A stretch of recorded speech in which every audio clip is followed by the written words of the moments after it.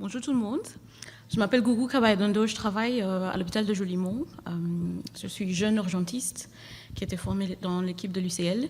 J'ai eu l'expérience, ou en tout cas l'opportunité d'avoir plusieurs expériences dans le monde du trauma durant ma formation. Je suis partie 6 mois en Afrique du Sud dans un stage qui est purement dédié aux traumatisés graves. Et puis j'ai eu l'occasion de partir quelques mois également aux États-Unis dans un centre de trauma niveau 1 sur Baltimore. Ici, je vais vous faire un retour d'expérience de mes 6 mois que j'ai passés à Cape Town.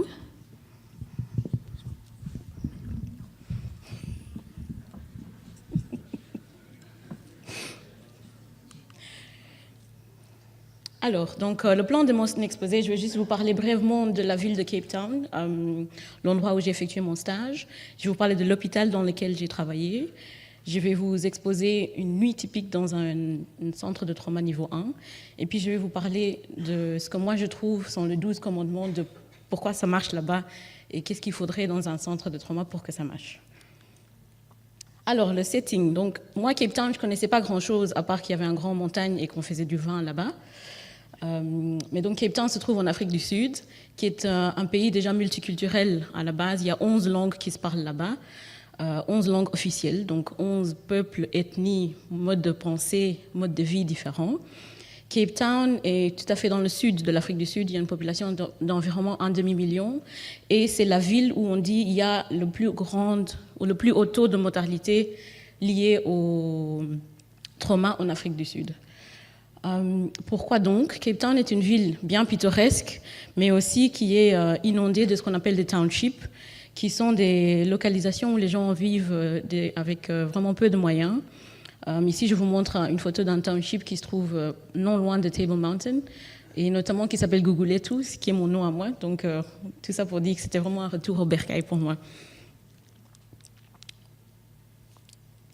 Donc, dans ce contexte-ci, j'ai pu, on va dire, joindre l'utile à l'agréable. Donc, me voilà en train de réviser mon handbook de trauma au soleil avant de commencer mon stage, qui s'est effectué dans un hôpital qui s'appelle Groote Schuur Hospital. Un Groote Schuur Hospital se trouve aussi aux alentours de cette fameuse montagne. Ici, on voit Table Mountain, ça s'appelle Devil's Peak, donc c'est un des points les plus hauts de Table Mountain. L'hôpital a été construit en 1938 et c'est notamment l'hôpital où s'est effectué le premier transplant cardiaque par le chirurgien Christian Bernard.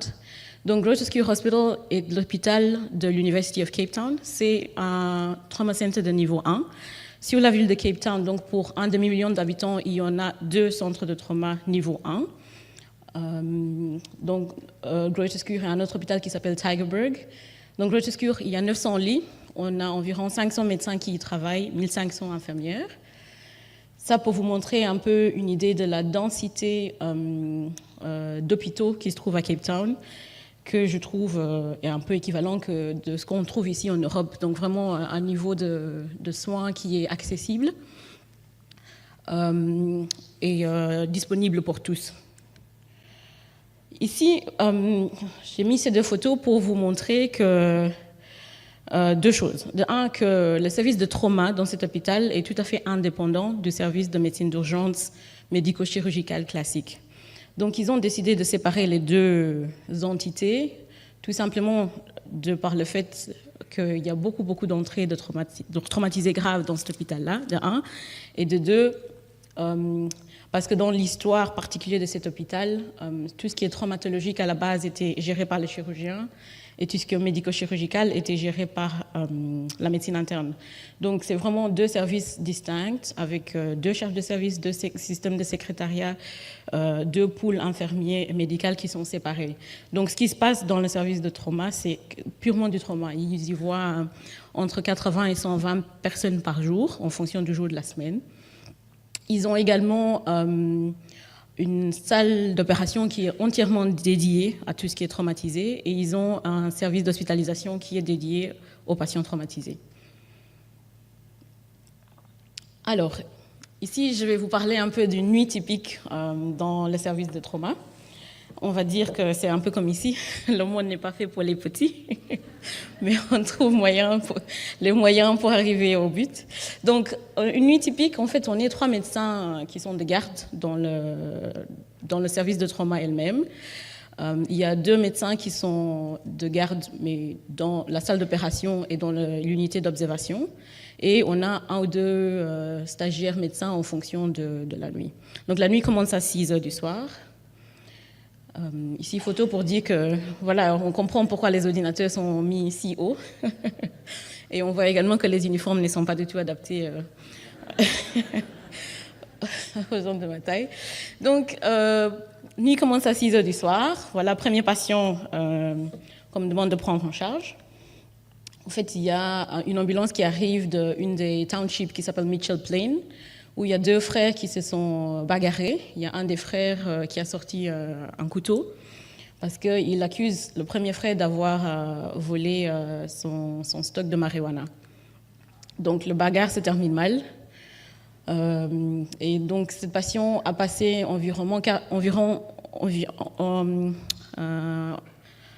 approximativement 30 minutes dans le service avant d'être en salle d'opération. Je saute les détails parce que j'ai envie de vous expliquer d'autres choses.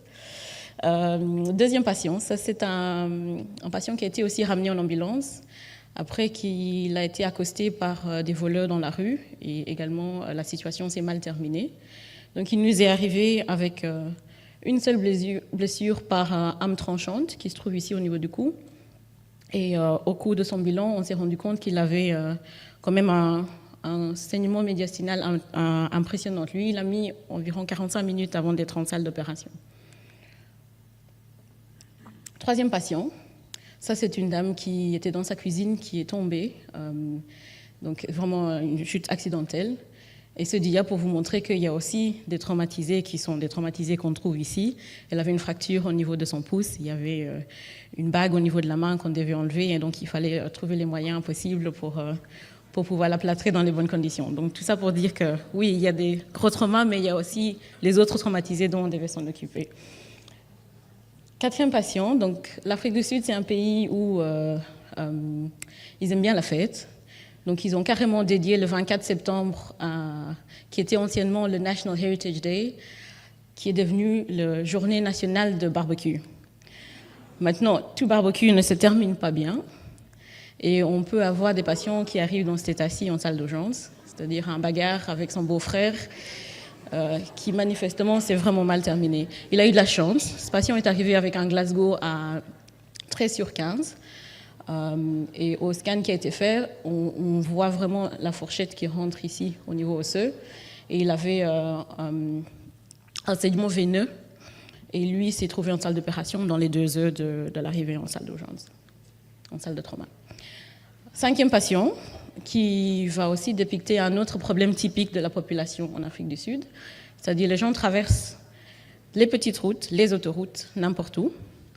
Lui a été infortuné et s'est trouvé en salle d'urgence après avoir été grièvement blessé, et il a eu la chance de survivre de ses blessures. Voilà, maintenant, c'est vrai que toute situation ne se termine pas bien. Et il est non exceptionnel également dans ce centre de trauma de devoir vraiment arriver à des moyens, on va dire, sévères et de transformer carrément un lit de réanimation en salle d'opération. Maintenant, toute situation ne se termine pas bien. Ici, c'est un jeune patient de 24 ans qu'on a perdu après un trauma par balle. Et donc, il y avait une hémothorax bilatérale et malheureusement, il ne s'en est pas sorti. Donc, petite pause avant de continuer. Ici, c'était juste pour vous donner un peu le contexte dans lequel on travaille. Et puis, après, je me suis assise, je me suis dit, en fait, quel message j'ai envie de faire passer? Pourquoi est-ce que la prise en charge des traumas marche si bien chez eux? Moi, quand je suis partie de l'Afrique du Sud, je me disais, moi, je préfère être dans un accident de voiture en Afrique du Sud qu'en Belgique. Et pourquoi? Qu'est-ce qui fait que là-bas, ça marche? Mais d'abord, là-bas, il y a beaucoup de traumatisés. Quand on regarde ici, ça c'est vraiment juste pour vous montrer quelques statistiques. Les causes de mortalité en Afrique du Sud, donc le VIH est en premier, et on voit le traumatisme apparaître en 4e. Maintenant, quatrième, ici on se dit oui, ok, donc c'est quatrième cause de mortalité, mais c'est mortalité toutes causes confondues et à tout âge. Et ici, on parle seulement des traumatisés qui sont des traumatisés liés à de la violence, que ce soit des violences interpersonnelles ou bien de la violence interpersonnelle. Et ici, on ne parle pas des accidents de voiture. Si on prend le prochain dia, on voit que dans les décès liés au traumatisme, les violences sont à 46%, les accidents de voiture sont à 25%, 75% de tous décès liés par traumatisme. Maintenant, revenons à ce que je voulais vous dire. Les 12 points que moi je trouvais font que ça marche dans cette équipe. Ici, je vous mets une photo également de Table Mountain, donc c'est la suite de Table Mountain. Et on voit ici 12 pics qu'on a surnommés les 12 apôtres. Et je mets cette dia juste pour faire le lien avec les 12 commandements que je vais itérer ici. What makes it work in South Africa? Donc, premièrement, le spatial setup. Donc, spatial setup, ça veut dire quoi? Ça veut dire la disposition géographique du service de traumatisme. Donc, le service de trauma dans lequel j'ai travaillé a été vraiment mis en place pour que la suite du patient soit facile. Donc, quand on arrive, le patient est trié. Il y a un scanner qui se trouve juste à côté de l'entrée des salles d'urgence, en se disant qu'on a un accès vraiment facile. Il ne faut pas nécessairement faire une longue route dans l'hôpital pour pouvoir avoir un accès à une imagerie. Le service est divisé en 3 secteurs. Vous comprendrez pourquoi juste après. Et en fin de service, on a la salle d'opération qui est juste juxtaposée au service de traumatisme, de trauma, et où les patients sont pris en charge directement par l'équipe de trauma. Donc il ne faut pas attendre un chirurgien qui est de garde à la maison, il est sur place et il est physiquement dans la pièce à côté de la pièce de prise en charge initiale. Deuxièmement, le triage. Triage, c'était pour moi quelque chose qui était fondamental dans leur prise en charge. Donc le triage dans leur service est fait dès l'entrée pour tout patient qui arrive en ambulance. Et tout patient qui arrive en ambulance est pris en charge par une équipe médico-infirmière de triage. Ils utilisent un système universel de triage, donc le U1, U2, U3 que tout le monde connaît déjà et je ne vais pas m'attarder là-dessus. Le triage aussi, ici je voulais juste parler du rôle très important de ce qui se passe en pré-hospitalier. Donc l'importance de parler tous la même langue, c'est-à-dire tous les hôpitaux dans la région de Cape Town, et donc les hôpitaux qui réfèrent aux 2 centres de trauma niveau 1 utilisent le même système de triage. Ici, on voit une scène qui se passe à Jooste Hospital, qui est à quelques kilomètres de l'hôpital de Groote Schuur. Ça, c'est leur salle de triage un vendredi soir. Ici, on voit un patient qui est en train d'être trié par un infirmier. Le médecin, il est juste à côté, il m'a été coupé de ma photo. Et on voit ici le paramedics, donc c'est l'ambulancier qui a ramené le patient. Donc si ce triage s'avère, on va dire, on décide de distinguer ce patient d'un patient traumatisé grave, on fait un premier bilan dans cet hôpital. Donc après le scoop and run qu'ils font sur place, ils amènent au premier hôpital, à l'hôpital le plus proche, on stabilise le patient et puis le patient est référé dans un centre de trauma niveau 1. Je trouve que c'est très important parce que c'est tous les hôpitaux dans le secteur qui travaillent ensemble. Ils ne se disent pas, oui, on va s'occuper du patient jusqu'au bout. Ils ont vraiment itéré des critères pour dire, OK, à partir du moment où le patient correspond à un traumatisé grave et nécessite des soins que nous, on n'est pas apte à donner, ils ont vraiment un système de communication qui marche très bien. L'hôpital qui est le plus proche trauma de niveau 1 est prévenu et le patient est transféré dès que possible, dès qu'il est stable en tout cas. Alors, le medical records, donc ça c'est vraiment le dossier patient qui est fait sur place, est un dossier un peu double, c'est-à-dire il y a un dossier écrit qui pour eux reste quand même la moyen la plus rapide de transférer des informations et qui se fait principalement sur un dessin. Donc on parle plus sur un dessin que par des mots. Et puis pour tout ce qui est imagerie et tout ce qui est prise de son, on a également un système informatisé qui marche très bien. Ils sont très axés sur la communication dans le service. Donc, le changement de garde à 18h du soir et à 8h du matin se fait pour tout patient qui se trouve dans le service à ce moment-là, au lit du patient ou bien à côté du patient. Ça fait beaucoup de mouvements de personnel, mais ils ont estimé que c'était vraiment le système qui marchait le plus pour eux et qui prenait en charge le patient avec les informations qui ont été récoltées depuis son entrée jusqu'au moment où il est là et avec les paramètres actuels du patient. Et tout changement qui est possible aux côtés du patient est déjà visualisé par l'équipe rentrant, si on peut dire ça comme ça. Il y a également tout ce qui est formation. Donc l'Afrique du Sud est un des pays qui fait de l'ATLS en Afrique depuis le plus longtemps, donc l'Afrique du Sud et l'Égypte. En Afrique du Sud, tout médecin en formation doit suivre l'ATLS dans sa formation pour pouvoir être qualifié en tant que médecin.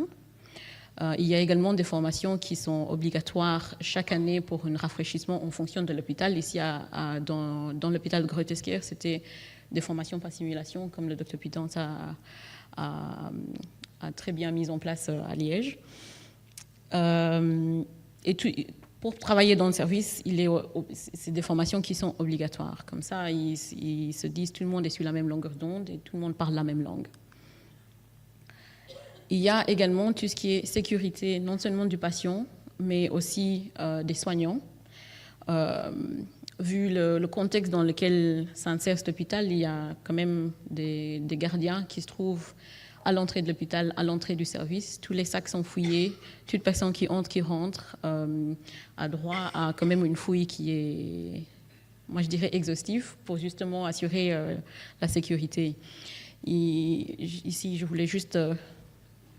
moi, je ne porte pas de lunettes, hein, donc ça, c'est vraiment des lunettes que j'ai achetées sur place pour tout ce qui est exposition des yeux aux produits dangereux. C'était une obligation dans le service, d'en tout cas avoir des lunettes lors d'une prise en charge d'un patient traumatisé grave où on suspectait que ça allait saigner. Donc voilà.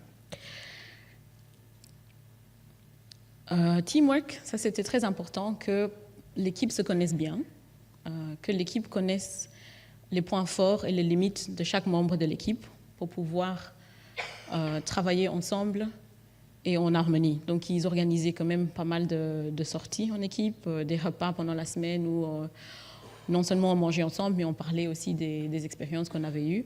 C'était pas quelque chose qui était très formalisé, mais c'était quelque chose qui était fortement important pour l'équipe de pouvoir parler de leur vécu et former vraiment des liens qui étaient forts dans le service.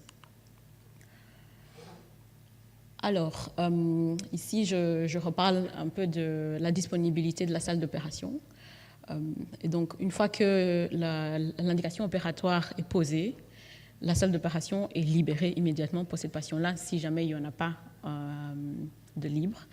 En sachant que la salle de trauma a sa propre salle d'opération.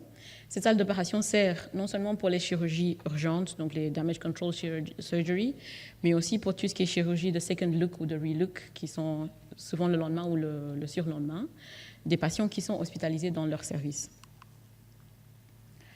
Ils ont une très grande communication avec les autres services spécialistes dans l'hôpital, que ce soit pour une aide chirurgicale au moment de l'intervention, que ce soit pour référer des patients, que ce soit pour avoir une aide de discussion concernant la prise en charge des patients. Ici, c'est une photo qui est prise à 6 heures du matin, avec quasi que des patients U3 qui attendent 7h30, 8h du matin pour avoir leur avis spécialiste le jour même de leur arrivée en salle de trauma. Ça, c'est une photo qui montre la salle d'observation, qui est en fait un mini, j'ai envie de dire, une mini service d'hospitalisation. Il y a environ une vingtaine de lits. Il y a un médecin qui est disponible pour ce service 24 heures sur 24 et le niveau correspond à ce qu'on pourrait appeler un middle care level. Les patients, ils restent en moyenne 48 heures, mais cette moyenne peut s'étendre jusqu'à une semaine en fonction du temps qu'il faut pour se rétablir. Donc ici, je trouvais ça un point très important parce que ça ça empêche le grand dilemme de dans quel service est-ce qu'on va hospitaliser le patient. Il est plutôt traumathoracique, mais il a également un trauma abdominal. Est-ce qu'on le met en chirurgie cardiovasculaire ou est-ce qu'on le met en chirurgie générale, etc. Il y a un service qui est dédié à la prise en charge de ces patients dans un premier temps. Puis en fonction du durée de l'hospitalisation, soit il est transféré, soit il reste dans le service, soit il rentre à la maison. L'expérience de cet hôpital est longue, c'est-à-dire que c'est un hôpital qui a été construit en 1938 dans un contexte de colonisation à l'époque. Et puis donc, ils ont vécu l'apartheid qui a quand même notamment amené beaucoup de traumatisme chez eux. Et ils continuent à vivre dans un milieu ou dans une ville où il y a beaucoup de violence. Et donc l'exposition aux cas traumatisés est relativement étendue. Raison pour laquelle beaucoup d'étudiants de partout dans le monde se bagarrent pour avoir un stage dans cet hôpital-là. C'est vraiment pour se mettre la main aux tâches et se former une expérience personnelle. Et ça fut vraiment très enrichissant pour moi. Donc, je sais qu'on laisse les questions pour la fin.